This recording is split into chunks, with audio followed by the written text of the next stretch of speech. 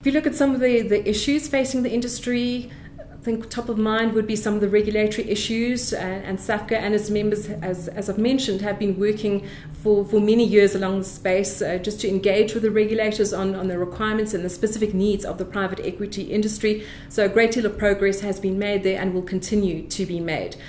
With the recent draft codes on the DTI codes on Black economic empowerment, SAVCA and its members, for instance, has made a submission on elements of that code, and we're confident that these will be received favorably. Some of the other elements is access to capital, or I've referred to VC, venture capital earlier.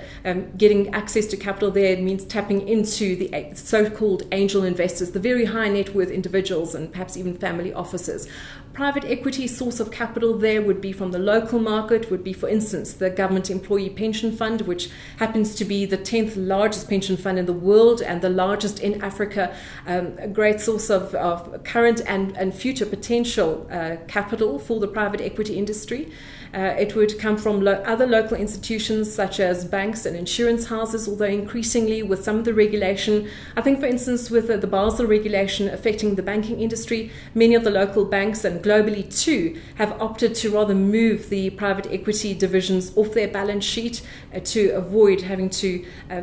keep certain assets against the private equity funding.